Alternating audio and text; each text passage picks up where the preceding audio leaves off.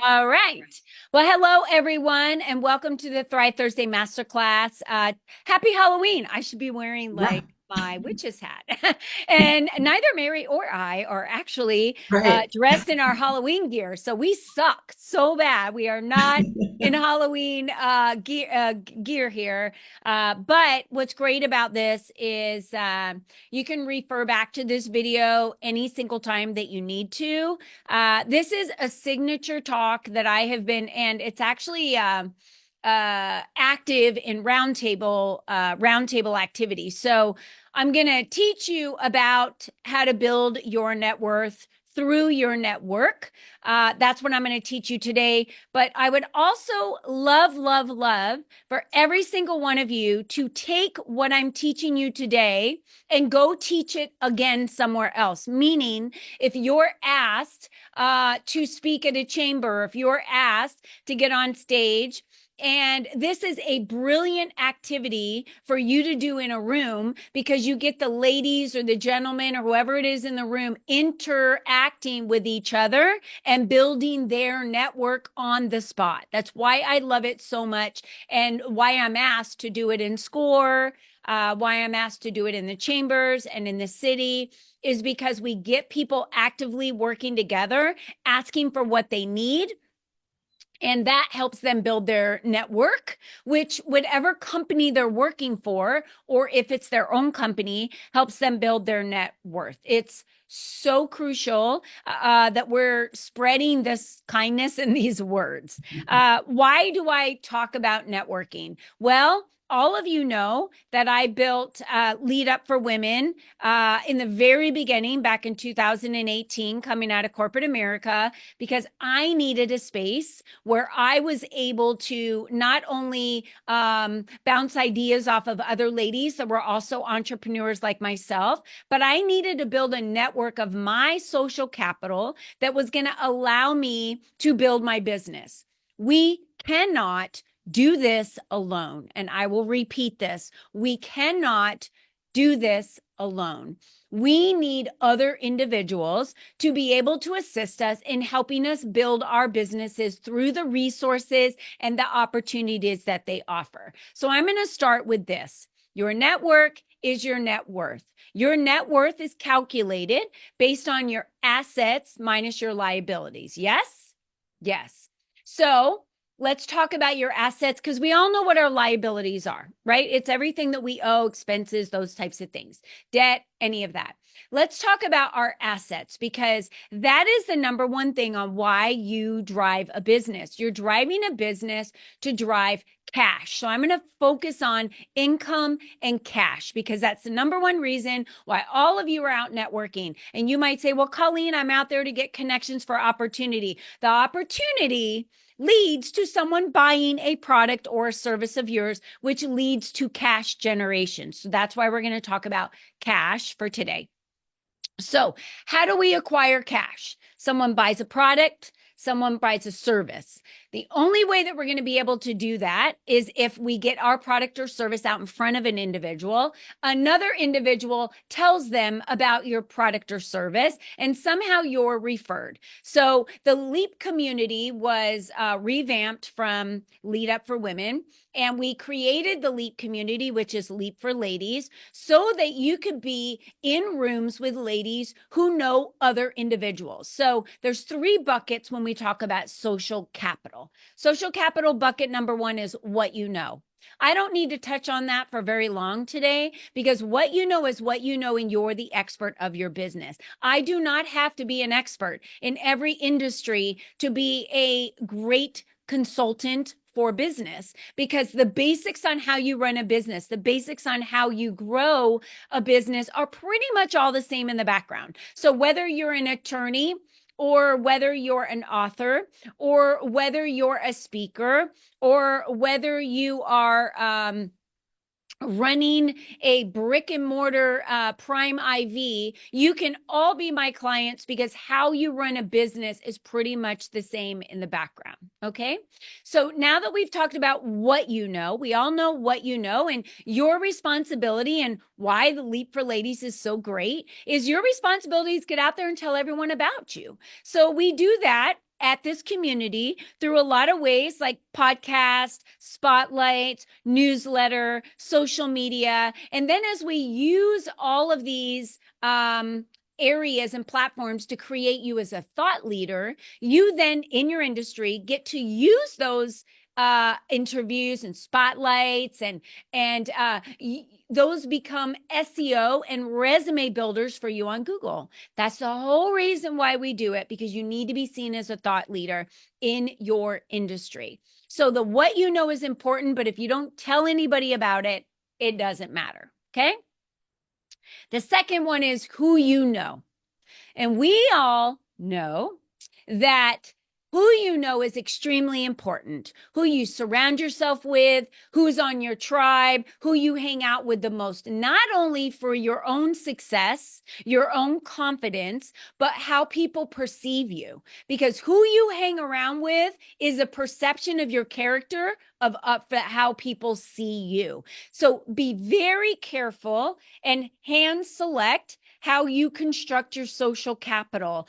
I always have men and women around me, both men and women, that build my social capital from the standpoint of their knowledge, so people I can learn from a standpoint of opportunity, people that will freely open up doors for me and introduce me to other people, and not because I deserve it or because they must do that. And the only reason I'm friends with them is because I'm expecting them to do that. It's because they want to, because I've done the same for them first. I've served them first. I've opened the doors for them. I've introduced them to the individuals. I've given and served to them freely, because if I tell people, if I know something and have the knowledge and can give you a little bit of insight, I will do that for free all day long, because I feel like it's our duty to be humble and spread human kindness. So if I have knowledge, I'm going to give it to you, which is why we even do 90-minute masterminds once a month at Leap for Ladies, because I want to share the experiences I've been through, because I might have already been through all of those problems in retreats, being someone who've done many of them. And if it's your first time ever doing a retreat, oh my gosh, could I save you so much time in knowledge and teaching you about how I did retreats and some of the pitfalls you want to avoid, right? So who you know bucket needs to be full of the right people. Yes, you're going to know more than some of those people, but if you're the smartest person in your circle, you need to start adding people in the circle that know more than you and different things. Like these are resources, right? Knowledge, mentors, all of these people I call sitting at your round table. And then the third bucket of social capital, and I hope you're writing all these down. Bucket number 1 was what you know. Bucket number 2 is who you know. Bucket number 3 is who knows you. This is what I would call a seasoned networker, a seasoned entrepreneur. The goal here is for people that know of you to be spreading it like wildfire about you to everybody else. These are your raving fans. These are your best referrals. These are the ladies that, I'll give an example. I was at NABO, which is National Association for Women Business Owners. I'm in the Phoenix chapter, and they had a happy hour last night. Wendy is a friend of mine. I met her really, I haven't met her long ago, and we've become really great friends. We send each other a lot of referrals.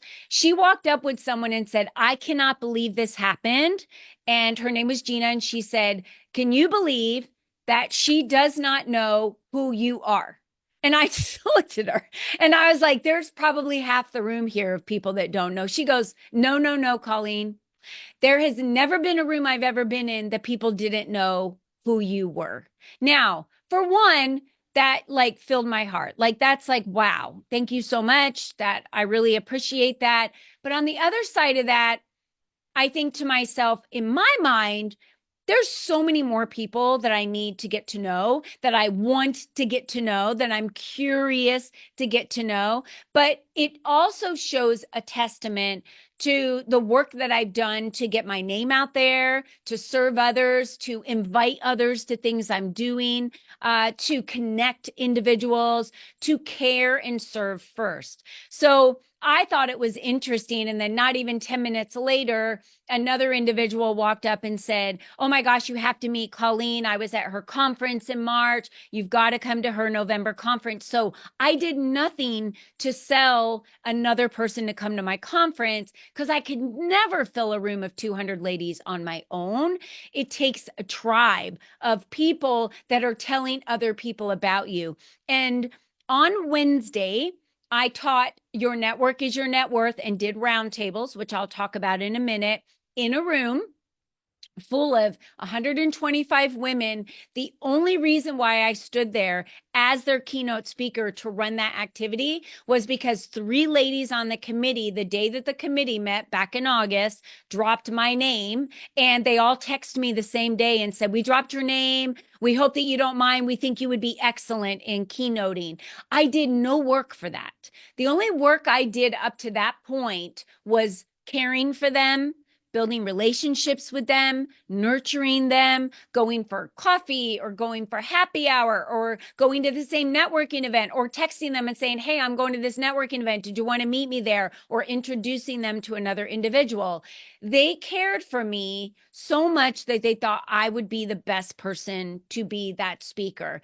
This is where things really start turning in your network. And this is where the net worth really starts building, because you get hired to be keynote speakers, to work, create a workshop, to work with this business over here, to be hired as a coach over here, whatever it is. If you're in insurance, if you're in sales of products, whatever it is, your company must have raving fans. These are the people that know who you are and are telling other people about you when you are not in the room. So all of that is happening organically while you're having a one-on-one with someone, while you're sitting with coffee with someone, while you're teaching a workshop. Right now, while we are here today, while you are watching this video, somebody in other rooms are dropping your name for an opportunity. That is how you build your social capital.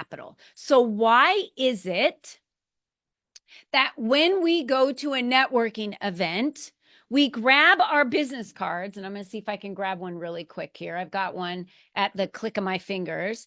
And, we do this so quickly. People walk up like this. Okay, how many times have you all been, 2 of you talking or 3 of you talking, you're having a conversation, someone slowly starts scooting their way in from the side. We all know who that person is. They have their business card in hand. They're like this. And I always call it the slingshot from the hip, where they're like, psh, "Here's my business card." And they walk up, and the first thing they say is this: "Sorry, I didn't mean to interrupt." What is the number one thing we're all thinking in that moment? Of course you meant to interrupt, because you just interrupted the group of all of us talking. And then the worst thing you can do is throw out your business card to me and say, "What do you do?" Because in that moment, that tells me, A, you care more about yourself and want to throw your card in my face because you want me to have it. And second of all, you just asked me what I did. You don't even care who I am. And the conversation I was probably having with the individuals in that circle that kept me engaged, we were talking about things that probably weren't even business, or maybe I was intrigued because one of them, and this was a real situation, she was a chef. Well, I don't get to meet a lot of chefs. And so I was asking what type of food and where does she cook and how did she get into that? Did you go to culinary school? What was that like? I wanted to get to know more about her and her passion and why being a chef, right? It just intrigued me. So I wanted to know more about her. So for someone to interrupt that conversation with a business card and throw it in my face, usually the very first thing they want to do is, if I say, "Well, tell me a little bit about you," I usually kind of put it back on them. They will word vomit for 10 minutes and not take a breath. Mary's laughing because she knows. It is such a turnoff that someone just word vomits all over you about everything that they are awesome at, everything that they do. And I get it. The number one thing that people want to talk about is themselves. Their favorite word is their own name. I get all of this. Trust me, I understand it.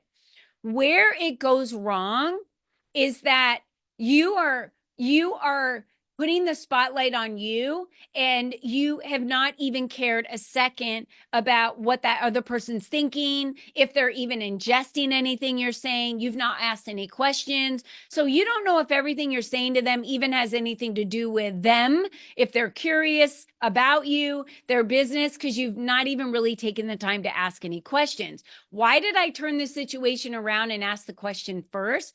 Because I want to know who the other person is, and I want to get curious first. So I'm going to share a slide really quick because I think it's important just for us to know this. So I'm going to pull up this slideshow, and I think I can just click on slideshow and go to this one right here. So tip number 1, when you are at a networking event, I want you to think of it like a dinner party. So Mary and her husband come to my husband and I's house.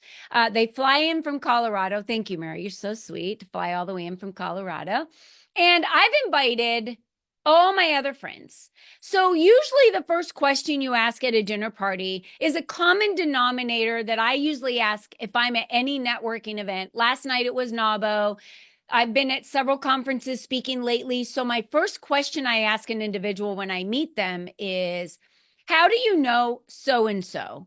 Because they're the person that's running the event. So how did you get involved in this organization? How do you know them? They're going to tell me their path on how they got involved in the organization. Or if they're not involved, they don't know who put it on and they got invited by another person, right? Then I'm going to ask them their relationship about them. We're having what I would call an organic dinner party conversation. I have never in my life been to a dinner party and had someone walk up with their business card and say, "What do you do?" Never in my life. At a dinner party, every single person that walks up to me is like, "How do you know so-and-so? Where do you live? Do you work in the area? How long have you lived here? Do you have kids?" At my age, the question now becomes, do you have grandchildren? You do. What ages? Like, these are the conversations we're having. I know so much about Mary, who's here in the room, about her sisters, her big family, about her daughters, about her husband, about his retirement, because I care and I'm curious and I know her as a person and I care about her as a person. And I will tell you, the more that you care about people, the higher chance you have of them actually wanting to work with you, refer people to you, recommend you. It has nothing to do them just knowing what you do. They need to know you as a person. It's that whole know, like, and trust factor that we need to build. And when you look at networking like a dinner party and you take all the pressure off of, "Oh my gosh, I'm an introvert, I hate to network," it's kind of BS. So I get questioned this a lot because I'll bring up what an introvert is, what an extrovert is. And someone said to me, "I don't think you understand the definition." So at my last time that I was keynoting on my way, I asked Google to look up the introvert versus an extrovert. And while I was driving, I said, "Share the differences and what they mean." So as an extrovert, which I know I am, and I'm married to an introvert, it's very different on how we network. An introvert likes to network in smaller groups. So when they walk into a room of 200 people standing around, not a good situation for them. But if they sit at a table or they walk up and they're in a small group, they feel much more comfortable. Here's the other thing that's a difference between an introvert and an extrovert. An introvert does not get charged up by being in social situations. They get exhausted. They are depleted in social situations. What does that mean? They need privacy and downtime to recharge. Me, on the other hand, I get charged up. I get by social situations. Every time I'm engaged with social situations, it lifts me up, it motivates me, it inspires me. I do not need as much time as an introvert privately to recharge my battery. That is the only difference. So what do I say for introverts? Pick and choose the networking groups you hang out with, because a lot of them will do small group networking. You'll be able to be at a big event, but you'll be able to sit at a round table and do small table networking. That is where you're going to feel the most comfortable, and that is where you're going to get the most out of your networking. And then when you network, to take the pressure off, treat it like a dinner party. Show up as Colleen Biggs, right? So if your name is Aaron, if your name is Mary Gall, show up as yourself without any pressure of, I need to have my elevator speech. I need to know what that elevator speech is. No, you don't. You need to just show up passionate about what you do. Let's go to tip number 3. We've talked a little bit about 2, and I'll come back to that in a minute. Tip number 3 about showing up authentically. Try not to show up with the expectation that I have to be someone articulate, someone great, someone spectacular, someone who's not me to impress the people around me. I never apologize for showing up exactly how I show up. The way I'm dressed, the way I come off to people, the way my energy is, the way I feel that day, and the way I show up in a room. Do you know that I have had people say to me, when I first met you, you were too much for me? So I need to ask you the question. Is it my fault that I'm too much for them, or is it their perception that I'm too much for them? It's their perception that I'm too much for them. I don't owe them an apology for that. And this is not an ego trip. I want everyone to understand that we're taught to not be selfish, right? We're taught as women, especially as women, we are taught serve everyone else, nurture everyone else, take care of everyone else, when then we just kind of deteriorate and our cups are empty, cracked, and dry in the background. When you show up authentically as yourself, you're saying to other people, I love me, I am enough, I love the way I am, and this is who I am. Take it or leave it. Like, I'm not going to change who I am for other people. When you do this, you attract the right people to you that like you, that are like-minded, that want to be around you. Like, how many of you have been attracted to other people because you're like, I love their energy. I got to hang around with them more. They're so much fun. My friend Julie Jones is like that. I literally added her to my executive roundtable of friends and my tribe and my social capital because she was F-U-N fun. I did not have a lot of that in my life.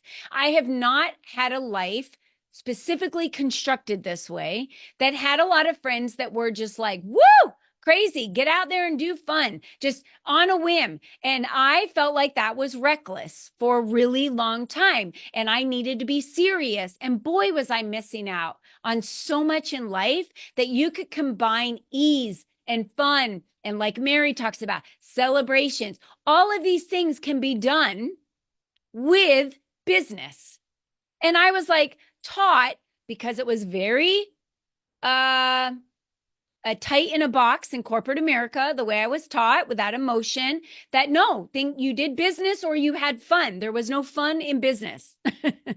So to learn that and to have a friend teach me that helped me loosen up and add so much more fun to what I do, which is why I have dance parties before I do a lot of events. And I add music to a lot of what I do because it's fun.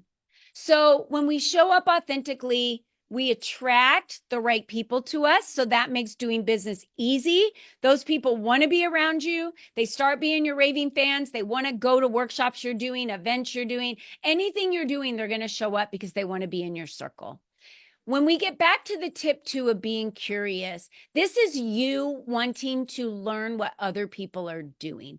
This is you saying, like, I'm curious about you as an individual. And sometimes we learn things about others like They make the world's best brownies. And you never would have known that if you didn't get curious enough to ask. And then they start texting you their recipes. And then before you know it, you start making the recipes. And then your friends start asking about it. Then you encourage them to like create a business from their brownie recipes because they're doing so amazing. And then you're able to like connect your friends that love the brownies with them. And then hopefully they'll start shipping their brownies out, right? So I just look at all of the amazing connections that happen because I get curious.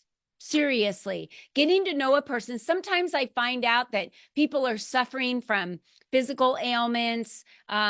They're sick. They go in for treatments. I never would have known that about that person because they try and hide it, right? People don't like to burden you with things that are going on in their lives. But when I find out about that, I want to do more for them. I want to be there for them. I want to get a tribe around them of people. How can we do like a meal train? How can we help you out, right?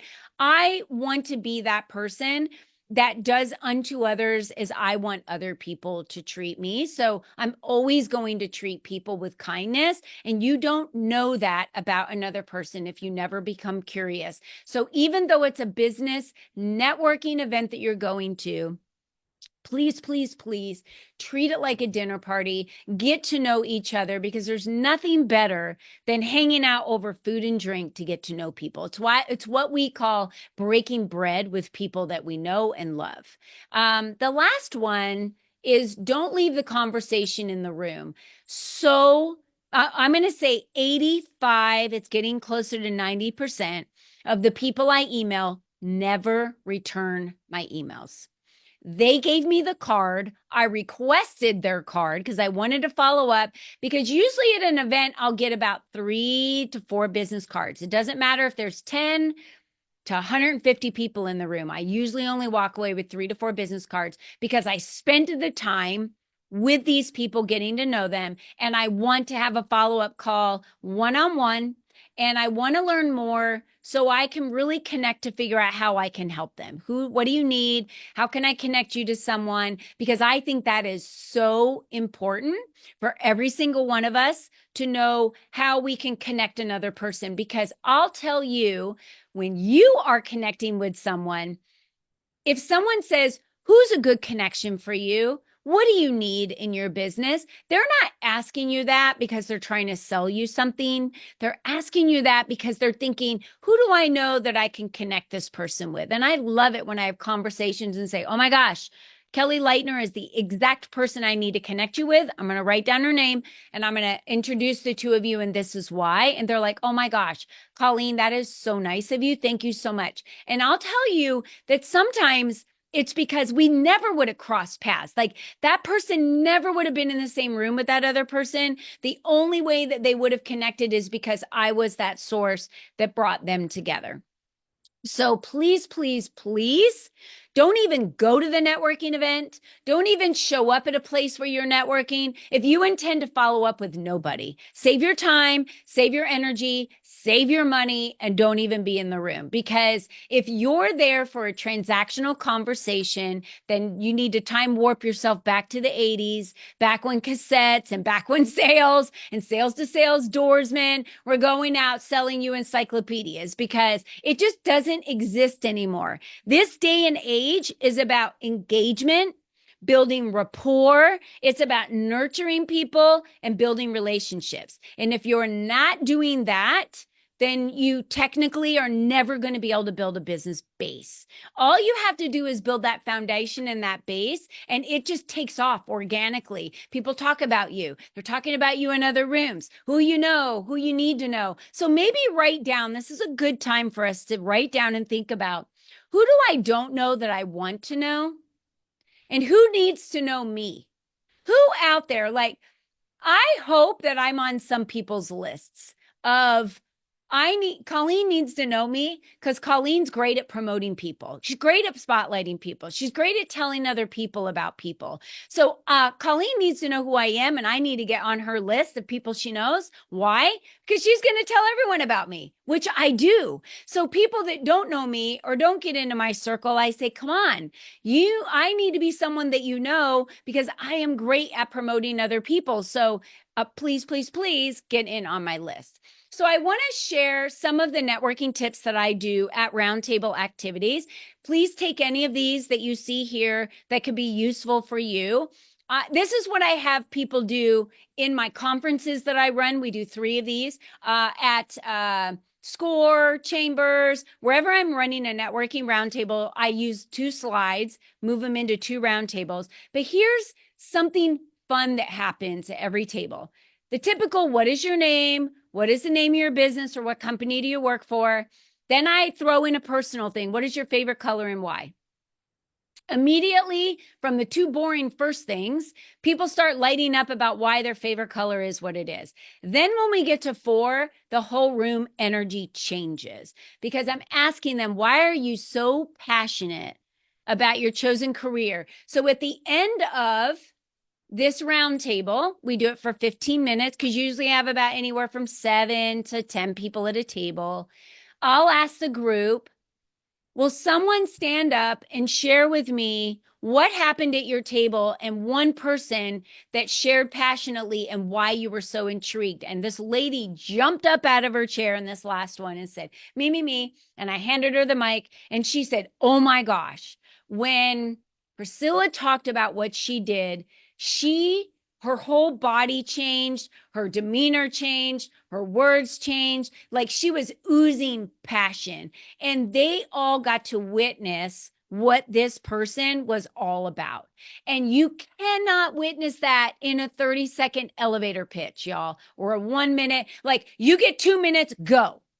And then the person's like, hi, my name is Colleen Biggs. I'm a business coach. I dropped out of corporate America. I own these businesses. And they're like, awesome. Okay, next person. No one even cares. They're not even writing anything down.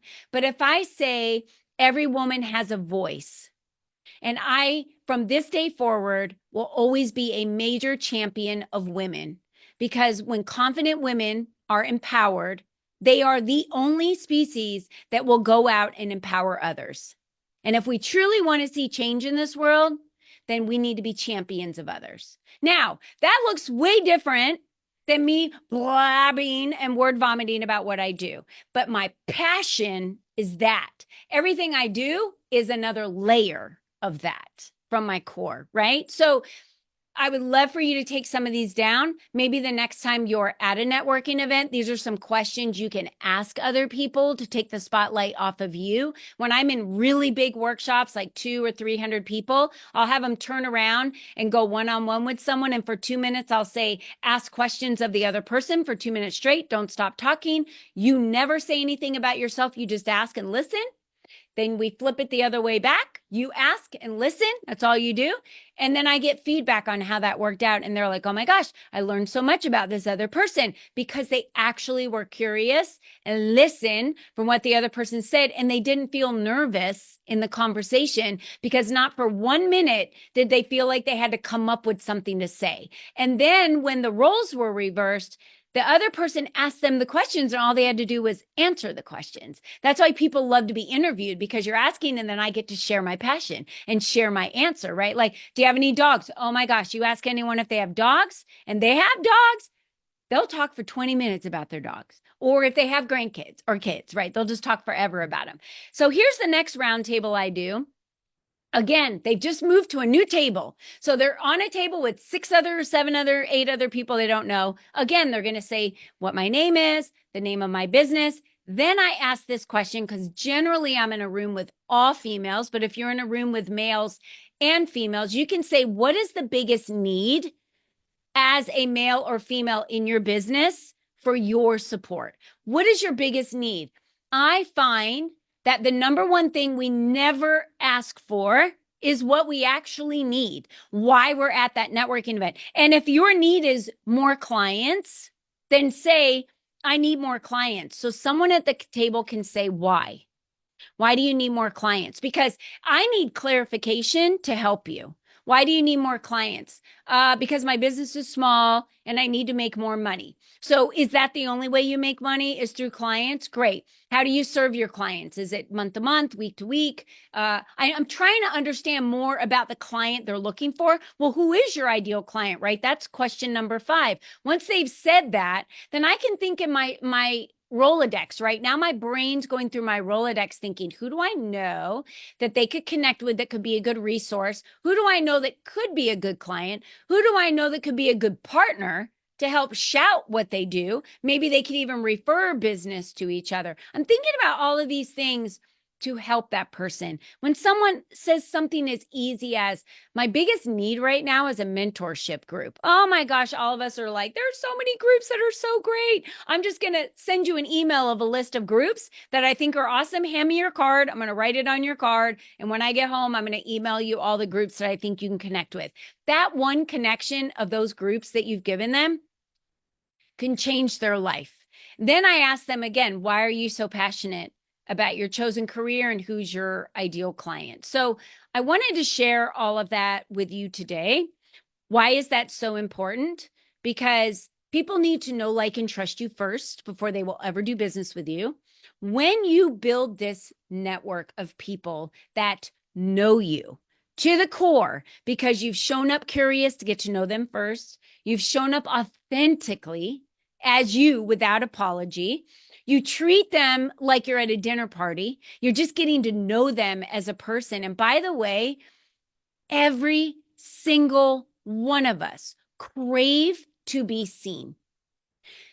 I see you and I want people to know that I see them and I care about them. That is massive. Human connection is literally life or death. I want to share a story with you that I share from pretty much every stage. When I was 10 years old, I was at my best friend's house constantly. In fact, I lived with her for a little while. I'm from a divorced family, so every child goes through that where they run away from home. So I ran away and stayed with my best friend 2 blocks away. You know, it was awesome. Spent a lot of time with my best friend. I loved her parents, and they had this couple that was over all the time. Their daughter was 18 years old, beautiful.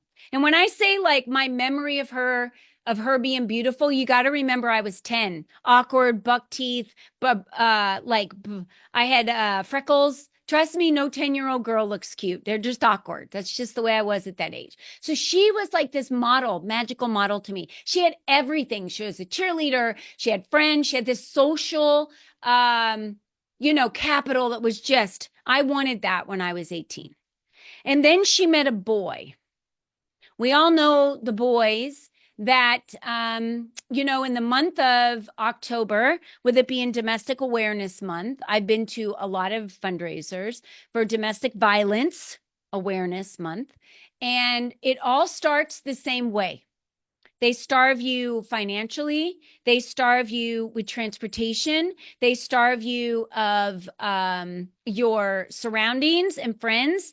They starve you in demographics, meaning they will move you away from family and friends. And that's how the abuse starts. It's not physical. It's the removing everybody from your life. So that's what happened to this beautiful 18-year-old girl. Little by little, everything was removed from her life. And then somehow, and don't ask me how, this is in the late 70s. So no phones, no pagers, no way to track your children. In fact, you all know this happened. If you're 50 and over, as a child growing up, on the news at 10 o'clock, a big announcement came on that said, do you know where your children are? It was so bad that our parents didn't even know if we were home or not. Like, it's 10 o'clock at night. Now it's all helicopter parents, right? They got them on speed dial. They're all carrying watches, phones. Like, we know where our children are at all times. I know where my grandchildren are at all times. So back then it was a lot different. And she decided to go meet him at a park to break up with him. So again, no tracking, no pagers, no phones, no way to know what's happening.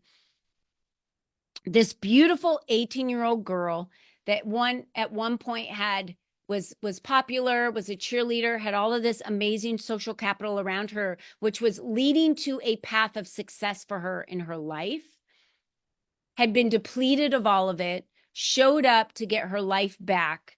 And in that day, she never left the park. I remember the feeling in the house and the screams from her mother when she learned what had happened. He killed her and then shot himself because he couldn't live without her. And this is real life. Social capital is the most important factor for your well-being, for your happiness, joy, for your success in relationships, and for your success in your business. And if we do not take our social capital serious and who's in our network serious, you will not be successful in relationships or in your business. It is crucial that today you think of the individuals that are not good for you, that are in your circle, that should not be at your board table, that should not be in that close-knit tribe, and we need to start putting them at arm's length.